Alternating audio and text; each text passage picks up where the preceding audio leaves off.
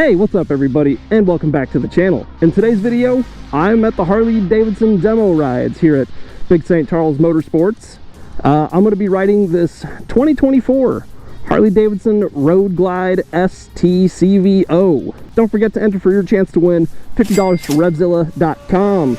All you got to do, like the video, sub to the channel, leave a comment that says Spring 2024 Revzilla giveaway. Let's get into it.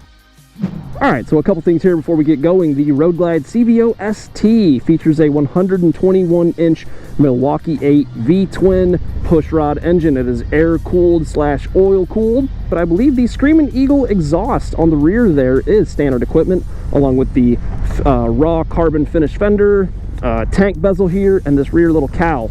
Twin charge shocks out back for some adjustability, and this super premium looking seat. Let's throw a leg over it. This display is massive, man. I think it's 10.25 inches. This is like the largest screen on any motorcycle as of today, April 19th. All right, we're in gear. Whew, this thing, Harleys have a very quality feel to them. You know, it's a premium bike at a premium price. Some people don't like it, but Harley can ask that because they have such a long-standing legacy. One thing that I'm really happy about with the new Road Glide are the fairing pockets. No longer do they just open and shut. They actually have a spring mechanism on them so they stay open. Really appreciate that. And that was one of the things that the Indian Challenger did that I really appreciated. But Harley has since gotten away from the old design, and they're getting into the future.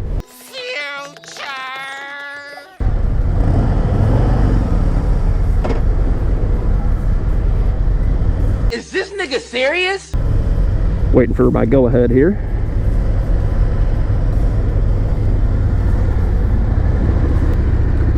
This thing feels rowdy, even just pulling away like that.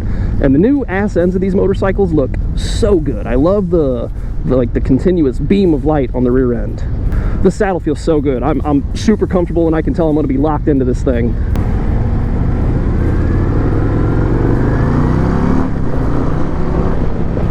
Shifter's a bit further forward than I anticipated. I'd like that to be just a hair lower, but I'm sure that's something you can adjust and change if you make one of these your own. Wow, front brakes have a lot of bite, and this is a demo bike, so it is worn in, broken in all the way through. So if I lay into it, we should be plenty all right. And it looks like the ambient air temperature outside is a cool 61 degrees. Engine is reading at 159 degrees Fahrenheit. All sorts of good readouts on this thing, man. Cruise control over here on your left-hand control box. A bunch of stuff that I can get into the menu with on this left-hand side of the screen here and navigate using these little arrows and buttons here. Got navigation, we've got ride modes, all sorts of cool stuff. Speaking of the ride modes, let's see, is there a button to change that? Yes. We're in sport mode now. That's where we want to be. 1,828 miles on this here hog. Pretty heavy on the clutch hand, but that's kind of to be expected on a cable actuated clutch. On an engine of this size, we need a sizable clutch basket and all of that good stuff.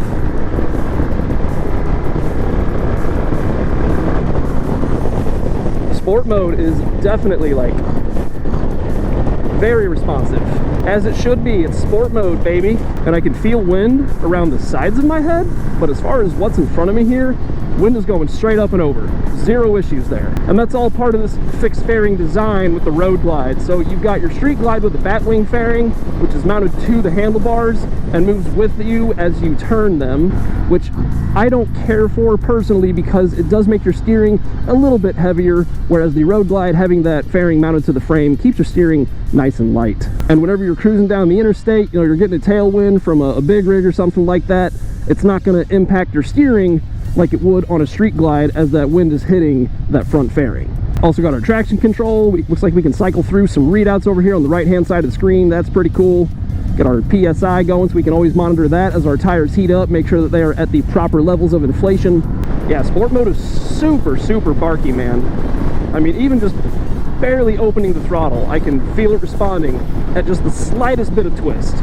All right, we're gonna get to open this thing up a little bit right here as we merge onto the highway. Can I shut my traction control off so I can earth that back tire? I don't think that I can. Ooh, we're stopping though. So let's try it out. This is a demo bike after all. I should be able to rip on it a little bit. That's what they put them out here for, right? Put them through the paces, test them out. see if you like it. Okay, traction control, I think it's, that light's on now, so I'm gonna assume it's off. I believe we have self-canceling turn signals on this machine as well, so once I lean the bike over and the internal measuring unit detects that, should shut off all on its own, so I don't have to take my hands off the controls and worry about that.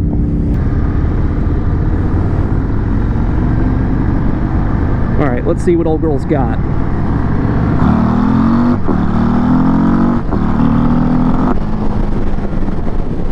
It just cut power. Why did it cut power? Maybe I turned traction control on?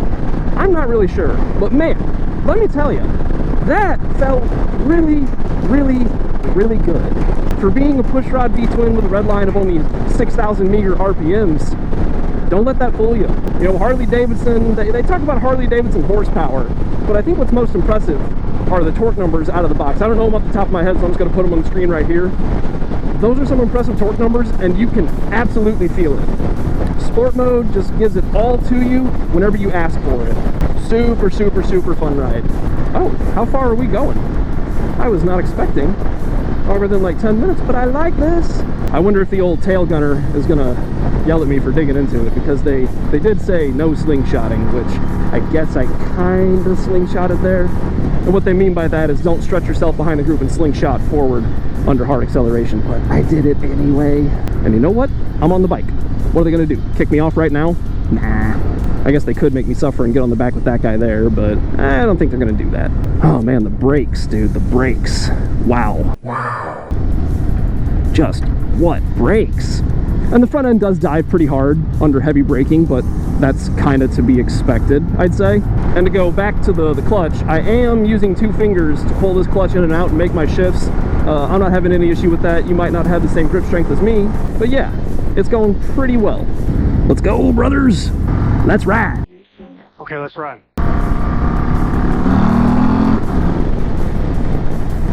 Just gobs of power out of this 121-inch motor. And to go back to the seating position, I know I talked a little bit about the seat already. I would like my bars up a little bit higher. I prefer T-bars. I'm just that kind of guy. I know for some of you it's very sacrilegious, but we don't have to like the same things. That's okay. Let people enjoy things. My feet are at, I'd say, right where I want them. The foot pegs or foot boards are in the appropriate position where I feel very comfortable and competent on this machine. Oh, and the forks are adjustable. I'm just now noticing that.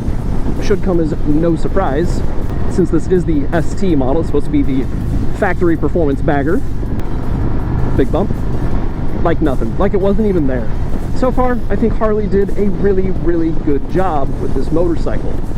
I'm sure for someone with much more experience and much more time on 2 wheels than myself could find something to gripe about and probably nitpick it.